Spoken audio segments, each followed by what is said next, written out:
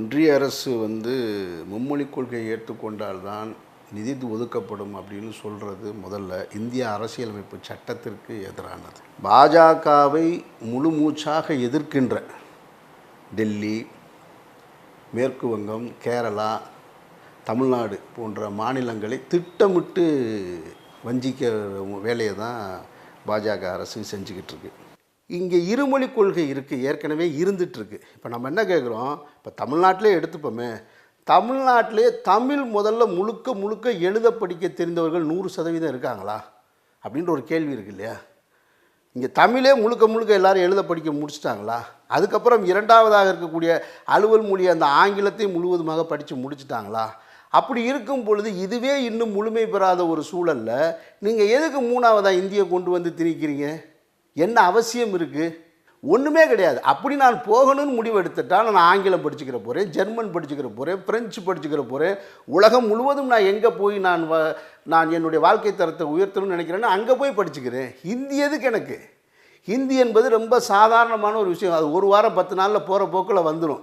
அது தமிழ் போல் கிடையாது, இலக்கியங்கள் கிடையாது அதில். அப்படி இருக்கிறதுல 10 நாள் பாம்பேயில் போய் உட்காந்தோம்னா, வடநாட்டில் போய் உட்காந்தோம்னாக்கு இந்தியை நம்மளே பழகிக்கலாம். ஊப்பர், நீச்சே, பகவான் ஏதாவது ஒன்று சொல்லிக்கிட்டு, பாணி, அண்டான்னு ஏதாவது ஒன்று சொல்லிட்டு போயிட வேண்டியதான். அதுக்குன்னு ஒன்று போய் கற்றுக்கணுன்ற, அதுக்கு என்னுடைய பள்ளிக்கூடத்தில் நான் கற்றுக்கணுன்ற அவசியமே கிடையாது. அப்போ மும்மொழி கல்வியை நீங்கள் இவ்வளவு இதாக திணிக்கிறீங்களே. அவர் அவங்க சொல்லும் போதெல்லாம் இந்த பாஜக தலைவர்கள் அவர்களது குரலாக பேசுகிறவர்களாம் சொல்கிறாங்க, தமிழை அவர் எவ்வளவு இதாக பேசுகிறாரு தெரியுமா, தமிழுக்கு என்ன முக்கியத்துவம் கொடுத்துருக்காரு தெரியுமா.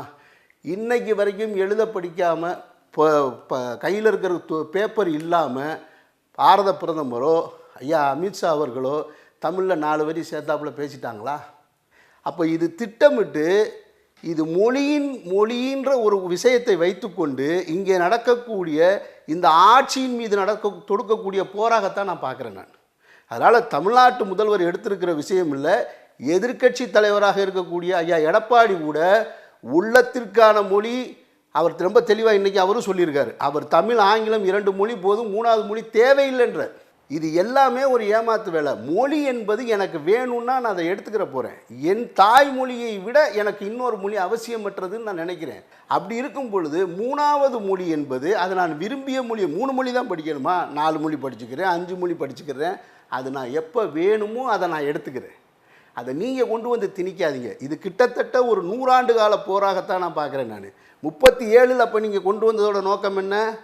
இன்றைக்கி சொல்கிறீங்க முன்னேறுவதற்காக நீங்கள் மொழி படிக்கணும். 37 இதே தான் கொண்டு வந்தீங்க. அன்றைக்கும் நீங்கள் தோற்கடிக்கப்பட்டீர்கள்.